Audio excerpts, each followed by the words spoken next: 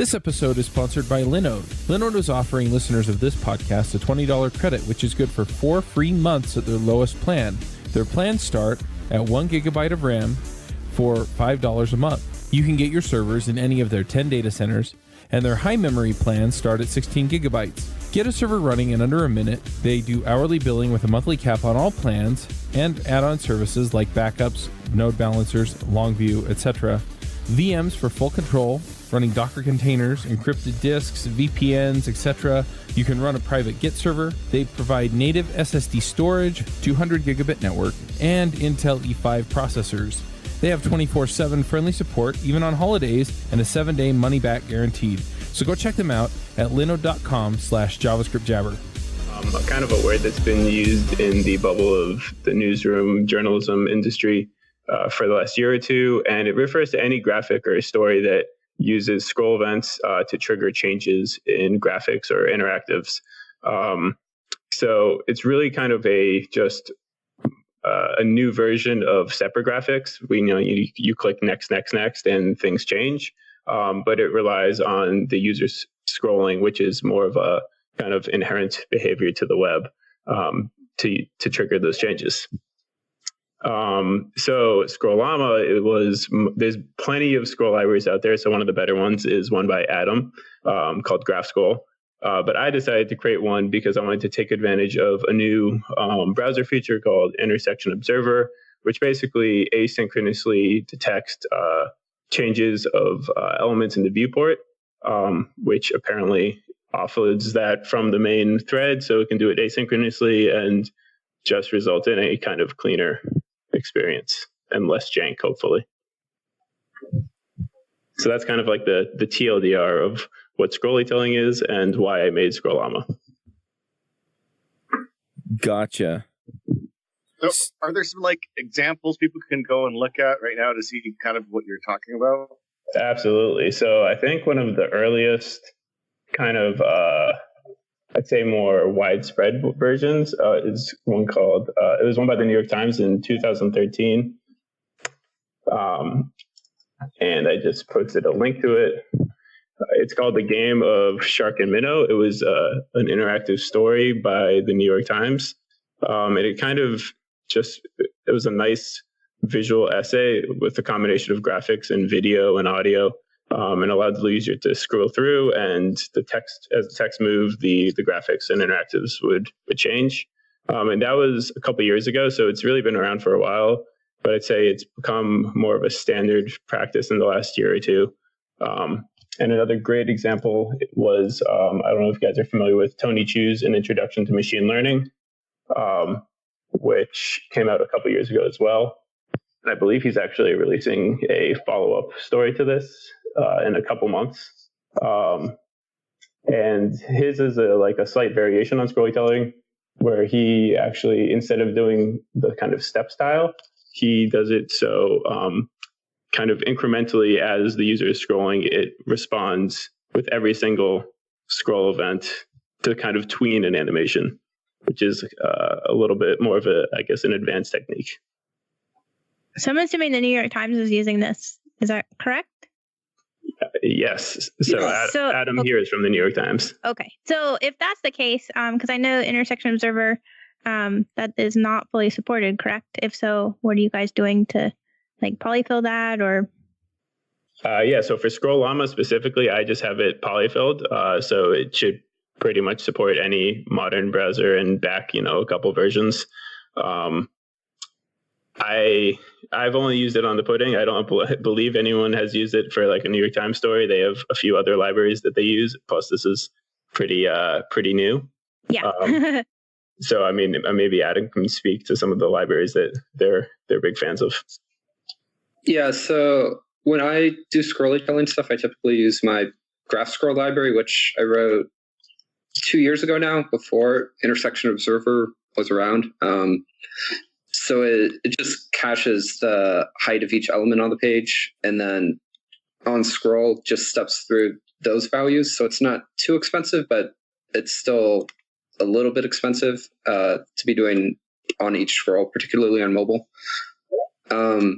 There's Another one of my colleagues, Josh Williams, also has his own scroll story, which he does. It kind of has a similar API. It's more jQuery than D3, but both of those don't use intersection observable. So what is the intersection observable? I'm not sure I completely understand that. Is it just overlap and it tells you when something's on top of something else, or? Yeah, so basically, as far as the way I understand it, is it asynchronously kind of observes changes to elements when they enter or exit the viewport. I think you can also, it doesn't necessarily have to be the viewport. It can just detect when elements are in view of their ancestor elements or the parent elements. Mm-hmm. And so all the magic behind it is that it's, I guess, done asynchronously off the main thread. So apparently that's where you make all that performance gain. It seems like a lot of people that I've talked to, and I know we're using this at work, is for like responsive images.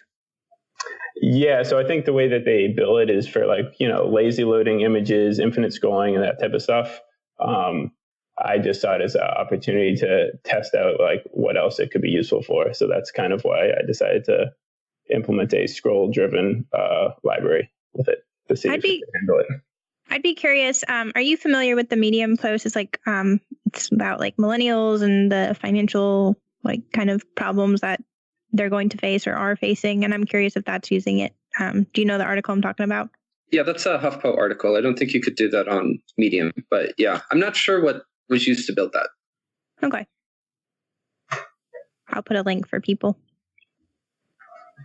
But yeah, I imagine that was actually created before I even released Scrollama, because I'm assuming they had that in development for the last couple months. So they probably. Oh yeah, that's not something probably that was written in a week for sure. No, they probably use something like Waypoints or Scroll Magic, I'm guessing, which are other scroll-driven event libraries. So that's one thing that's interesting to me is let's say that I am building something like this for the New York Times, or I decide, you know what, I want scrolling graphs on devchat.tv to show off something or other. How long does it take for somebody to actually build an interactive graph or graphic or, other interface one way or the other that changes the view on graphics or on information as you scroll through it? Yeah, so there's like we said, there's lots of libraries out there that do stuff like this now. I think the real trouble and kind of time sink comes in when you're trying to do it responsively, because there's just so many things that you have to recalculate in terms of layout and scroll position and all that stuff. So if you're just trying to do something where the scroll trigger is, change something on the page, it's actually pretty painless with any of these libraries.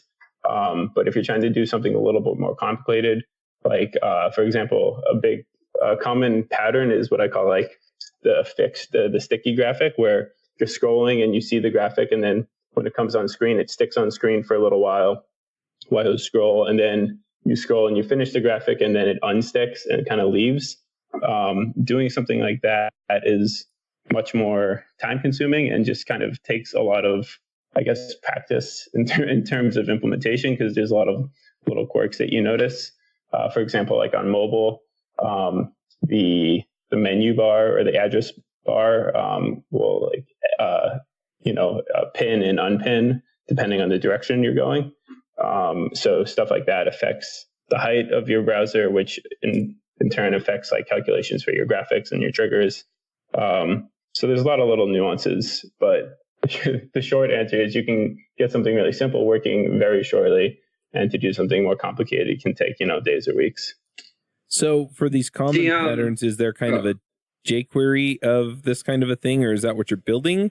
Or is this just kind of the toolkit that sits underneath it that allows you to detect when you scroll and then react to it?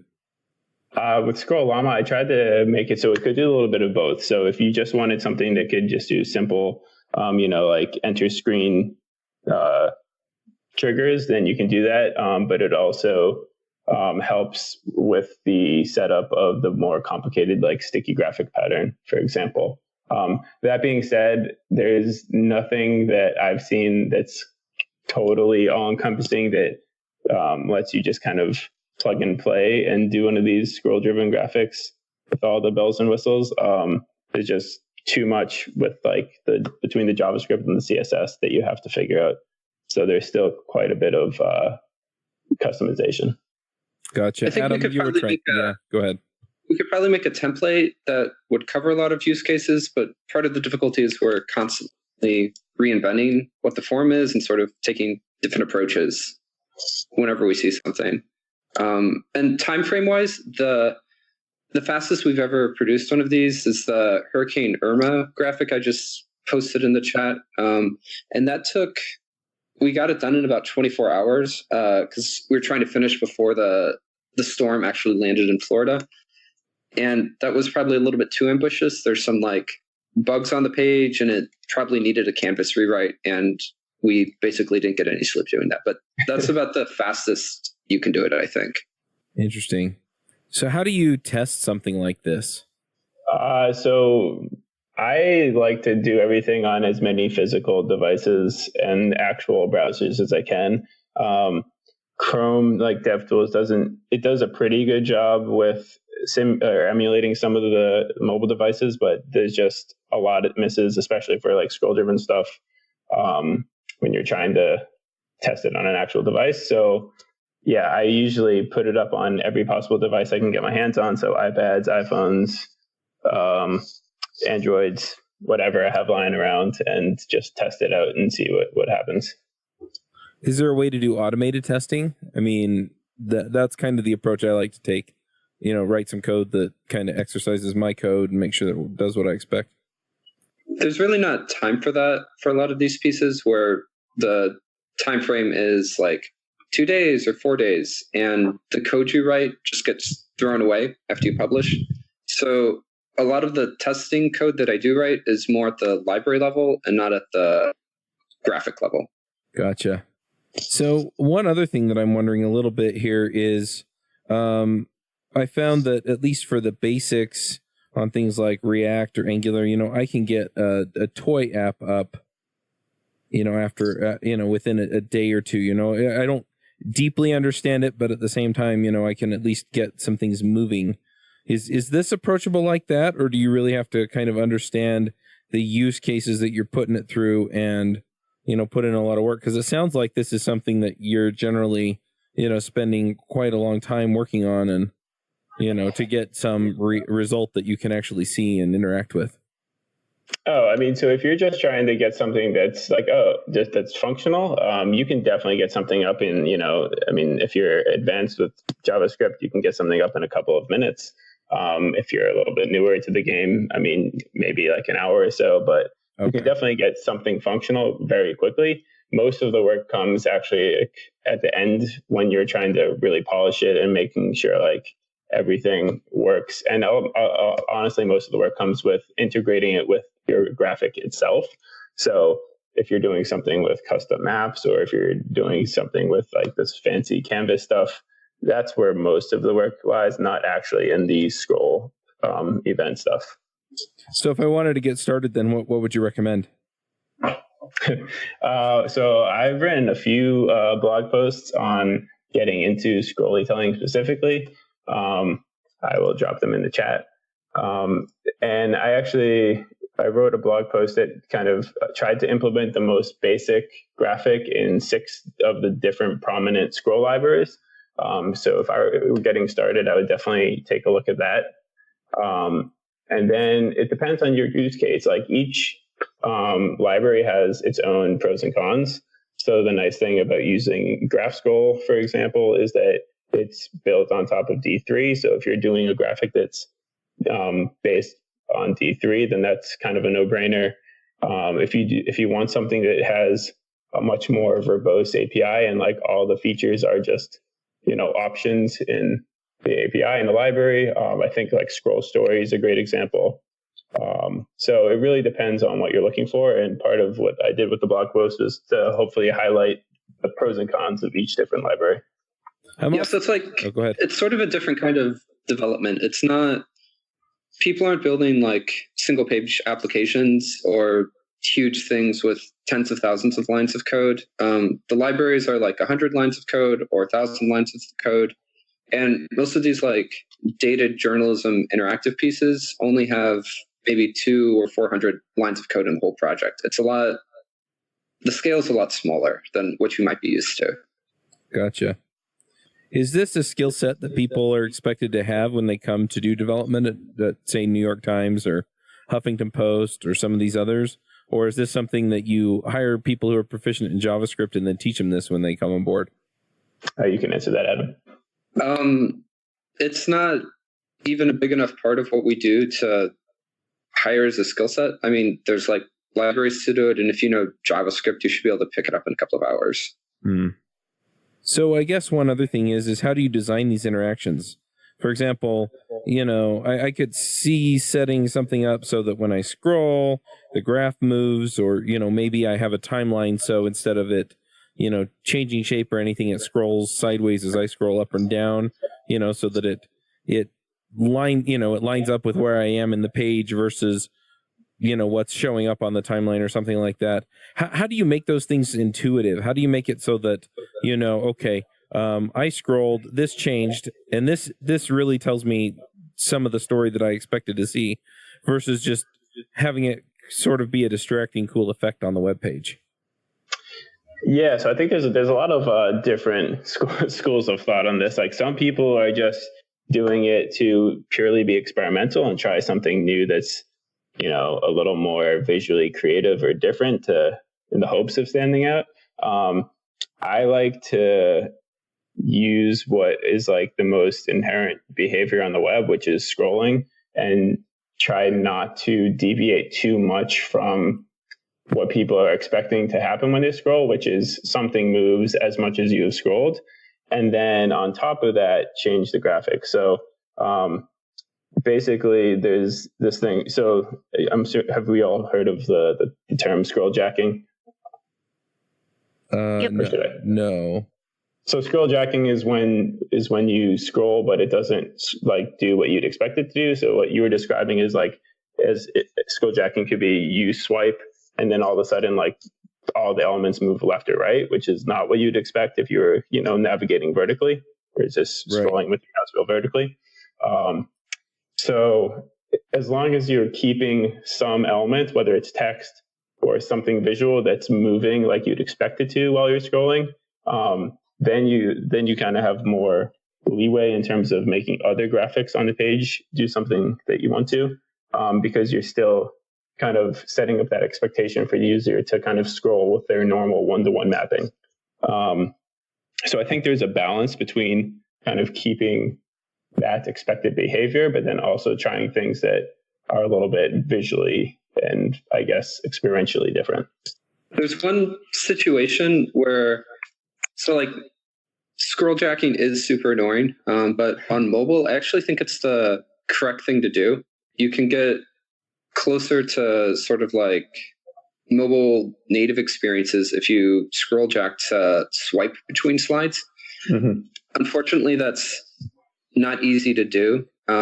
You can't prevent default on scroll events on mobile anymore, in Chrome at least. So you have to do this crazy like CSS translate to snap between different slides.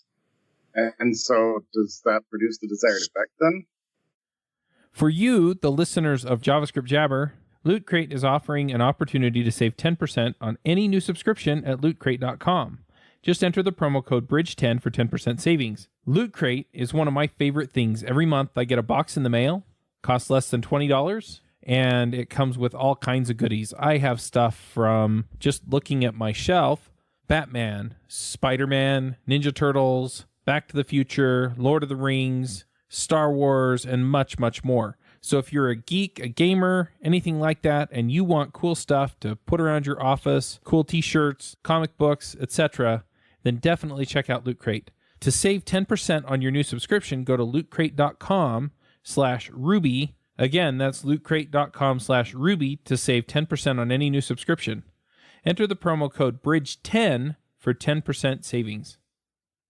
Yeah, it does. So the we did a piece last year. Only 9% of Americans chose Trump or Clinton, talking about just the number of people who actually voted in the presidential primaries. And I used a mashup of Josh Williams' scroll story and a swiper library. So on desktop, you get the normal free scrolling experience where the text just moves on to the right of the graphic, and everything scrolls normally except that the graphic is fixed. Mm-hmm. On mobile, the graphic is on top and the text is below the graphic. And when you scroll up, it basically does sort of a momentum calculation and snaps it to the next slide. So you can flick between slides. And a lot of what I see people doing, and what I honestly do, because it's easier and quicker to do, is on mobile, you have to be careful with the text. You have to like manually scroll it so it's in like the white space beneath the graphic, and then read it and watch the transition, and then carefully scroll and position it below where you really just want to swipe. That's both technically more difficult and sort of editorially more difficult too, because you also have to write your content in such a way that it always fits within the like white space beneath the graphic. And that's like, there's a zillion different font sizes, and if you do it wrong, then you're going to end up with people not being able to read the entire article, which is like the worst case scenario. Yeah, and just adding on to that, a thing that I often do with mobile is like basically all the potential pitfalls that Adam just mentioned is it can just oftentimes be easier to convert a scroll-driven graphic to a stacked graphic. So where you just have more of a traditional experience of text, then a graphic, then text, then a graphic. And that's obviously much easier to consume because there's no guessing about layouts or anything like that. But it does come with the downside of you lose, for example, object constancy. So if the whole point of your visual was to show like a transition from one thing to another, you're going to lose that by converting it to a stacked graphic. That's actually one of my biggest peeves with like scrolly graphics that people do, is when they just have a fixed chart area, but they're just like crossfading between two different chart forms, or if you're not actually kind of transforming like how the data is being represented, there's no reason to do scrolly stuff. You should just stack graphics on top of each other. So yeah, if you do have an experience that does work with like just chart text as a stack, and that works on mobile, and that's where most of the audience is, a lot of what we've been doing recently is just not even trying to do the transitions at all. So do you consider this part of journalism, or is it, just technology? I don't know how to ask this question, I guess, but, is it, are you part of the journalistic team, or are you just a technologist backing up the journalistic team? Or does that not mean anything at all? I don't know. Go ahead, Evan. Yeah, so I'm a graphics editor. I call people on the phone, I write stories, and I write code to present those stories to people. So yeah, it's definitely like we wear all the hats at once, basically. Okay. Yeah, and at the Pudding, we actually all consider ourselves journalist engineers. There's a lot of different names for what we do, but pretty much in most newsrooms that I'm familiar with, all of the people creating these type of graphics are journalists as well as developers. There's a lot of the kind of culture of development. If you just wear a development hat all the time, you end up sort of working on longer, bigger projects with like weekly scrums and long time frames, and it doesn't really mesh well with the tempo of the news. Mm-hmm. And then specifically Scrollytelling, that's definitely, I just see as a technology that we are utilizing now because we think it's a good thing that enhances the way that we can communicate our stories.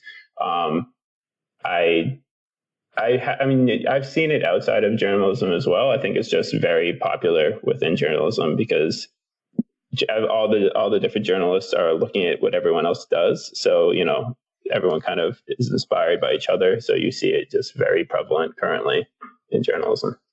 Gotcha. One other thing that does occur to me, though, is that, the ability to visually represent something is a very powerful thing, not just for journalists, but also like on sales pages and stuff. Do you see people using this technique for things other than journalism? Yeah, I've definitely seen it used other places. I think usually that's used more for like the whole wow effect. It's not as, I mean, I haven't seen as many examples where it's like necessary. I think what Adam was talking about, like if there's two completely unrelated graphics, you don't necessarily need to do something like Scrollytelling, because the nice thing about Scrollytelling is that you can keep object constancy, for example. So I feel like it's definitely more to kind of make the page kind of pop a little bit more, but that's not necessarily a bad thing, right? That can be something being pretty or elegant is like a tool in and of itself. That makes sense. So if people aren't journalists, are they really going to care about this?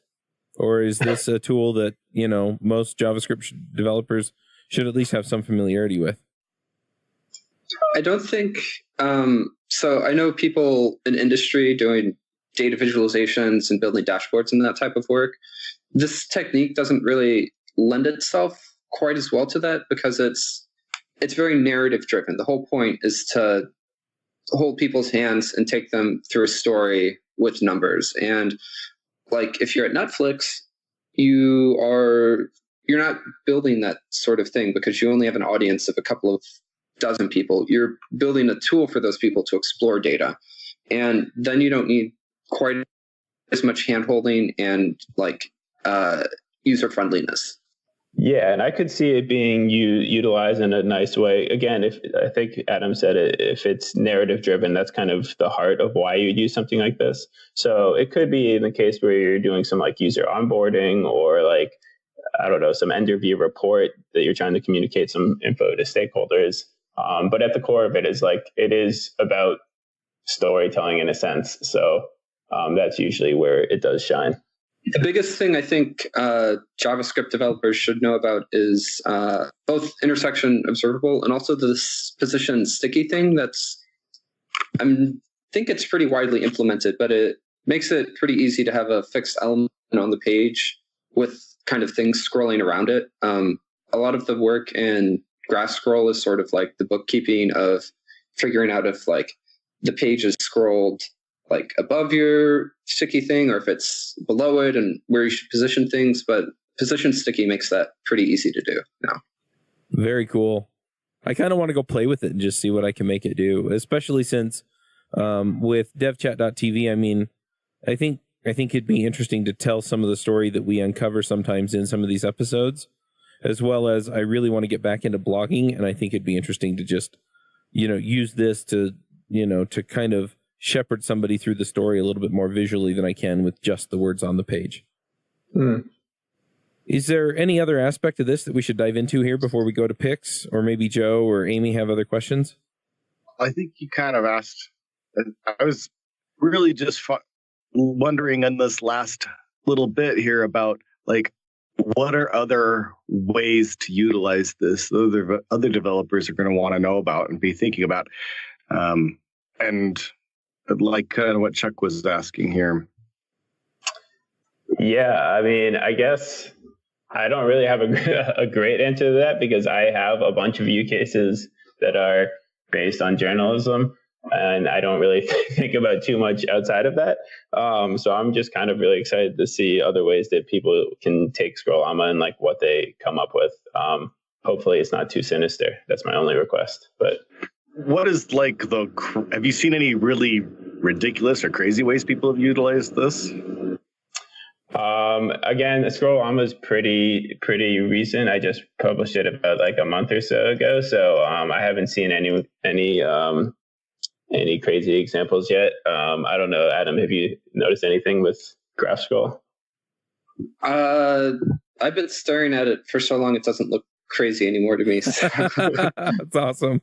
We just did a tax bill calculator. Maybe this will answer your question about what devs can use this sort of stuff for. This isn't too narrative. It's just like answer a couple of questions. Here's what your tax bill is and an example of what you can do with these tools, which probably there's no narrative involved. So any kind of calculator you have that has too many toggles to fit all next to your output, this would work for something like that. I guess I can ask my question, although I don't really think it's probably going to go anywhere, but just in case people didn't see it. So is there anything different to talk about as far as like accessibility, or for these kind of like websites, is it literally just like you're going to probably turn some of this stuff off with, I believe there's like an ARIA attribute so that the screen reader doesn't read it.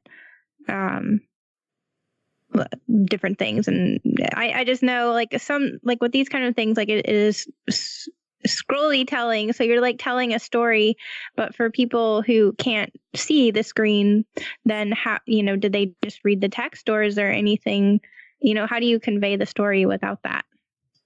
Yeah, so the nice thing about this scrollytelling is that generally speaking, most implementations involve both text and visuals, where the text is kind of explaining the visuals. So they kind of are both necessary. Yeah. So the fact that those are already existent as like normal, whatever paragraph elements on the page means that you should be able to just read it as just straight up HTML without, or a screen reader without too much issue. The whole visual that corresponds to that is a whole other ball of wax. And that's, I guess, a bigger question for accessibility and data-driven graphics in general, which I actually haven't seen a lot of people talk about. And I know. Oh, sorry. Go ahead. No, I'm always aware of that. And I'm actually curious if Adam has any more experience with that at the New York Times. Yeah, it's not something we do a great job of. I mean, we all know that we're not supposed to do red and green color palettes because 10% of people can't tell the difference. But sometimes you're on a deadline and you just throw it on and it looks good and you forget to fix it. I do think we could do a better job with adding like kind of annotation attributes to each step of the scrollytelling to kind of describe what the graphic is if you're viewing it on a screen reader and you can't actually see the chart. But a lot of that just gets cut out because it's all being done at the last second. Yeah, I know, like with Warner Brothers, we do some more like complicated layouts and stuff like that. And it's kind of a shame sometimes. We'll have like these really, really, really cool like CSS animations and just really, really cool, layouts with a lot going on. But then you end up like slapping ARIA hidden on like half of the page because, the images and like different things that you're animating don't make sense to be there for somebody who's literally just reading the text on the page.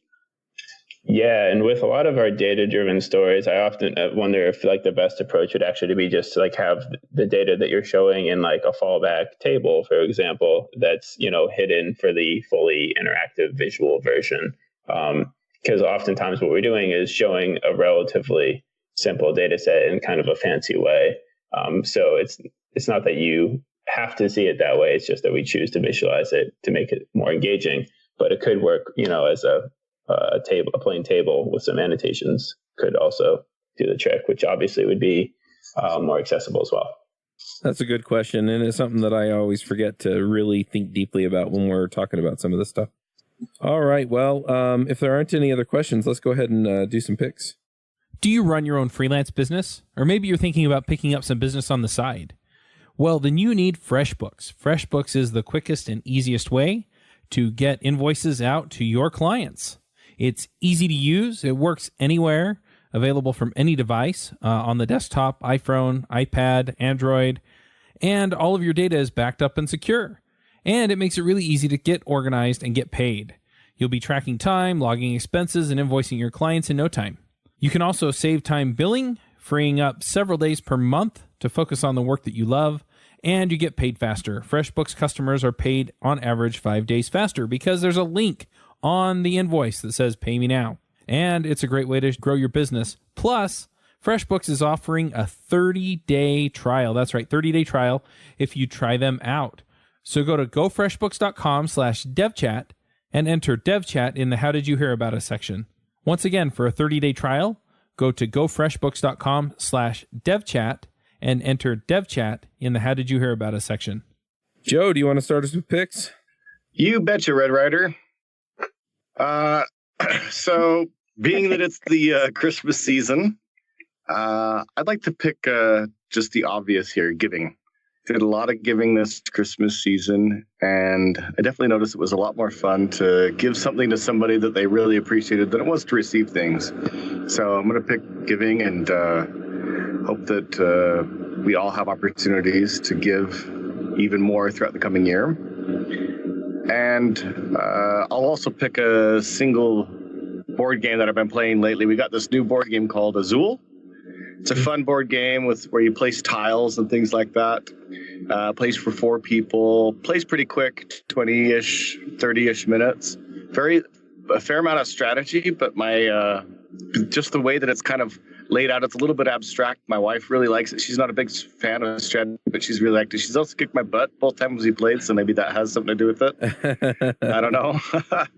But it's a highly rated game. It was kind of hard to get a hold of, but I did manage to get a copy of it. So I highly, highly recommend that if you're looking for a new board game. Azul, Azul. That's it.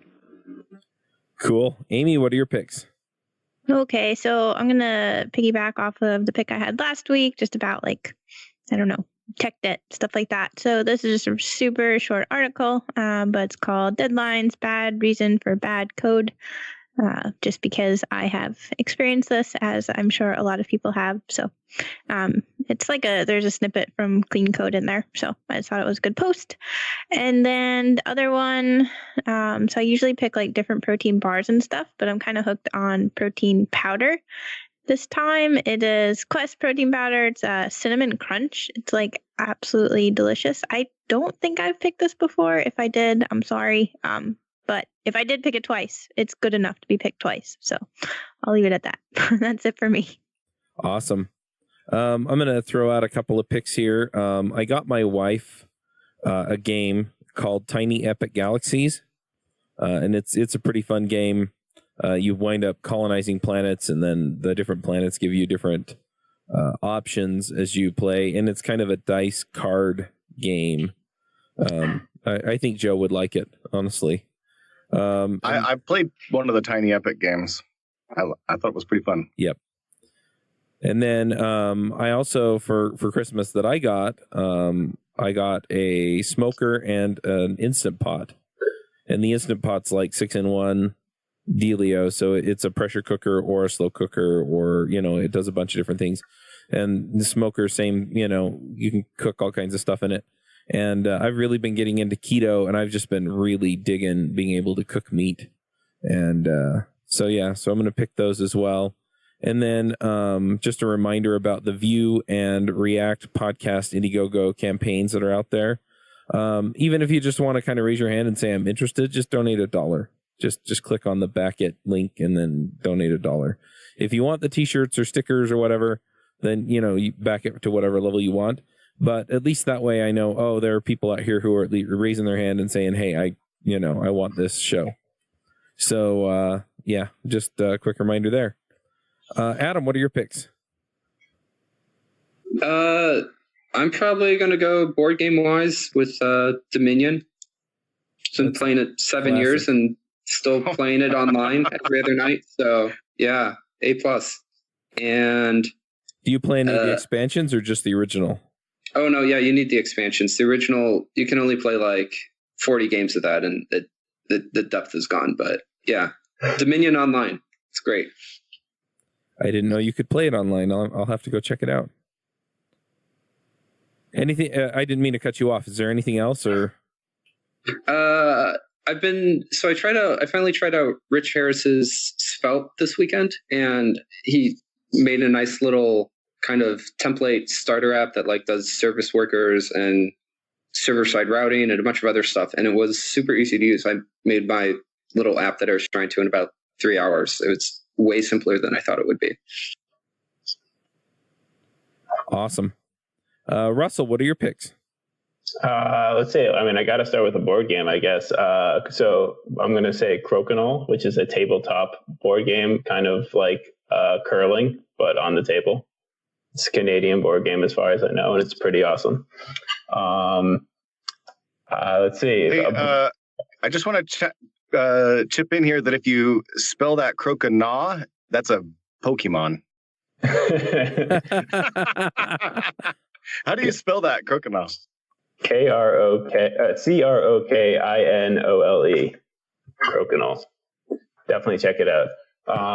But you kind of have to have a lot of room because it's a pretty big board. I guess the next one I'll go with is a book I just finished up that it was a 2-part book, Binti by Nnedi Okorafor. I believe HBO is turning this into a new series. It's kind of a sci-fi fantasy deal. So if you're one of those people that likes to read the book before the show or movie comes out, I recommend that. And then I guess I'll keep it on topic. Guardian just published last week a new interactive investigative story about how America moves its homeless. It's called Bust Out. And it features some Scrollytelling, but then also just some really great interactive graphics by Shirley Wu and Nadi Bremer. Great. Now, if people want to follow you guys, see what you're working on these days, maybe Twitter, GitHub, blog, etc., where do they go for that stuff? For me, they can follow me on Twitter at Goldenberg. And I guess my GitHub username is my full name, Russell Goldenberg. Adam R. Pearce on Twitter, and my site's roadtolarissa.com. All right. Well, we'll go ahead and wrap this up. Thank you both for coming. This is kind of an interesting option for people who are out there trying to tell a story and communicate an idea. Yeah, thanks for having me. Thanks. All right, folks. We will catch you all next week. Bandwidth for this segment is provided by CacheFly, the world's fastest CDN. Deliver your content fast with CacheFly. Visit CACHEFLY.com to learn more.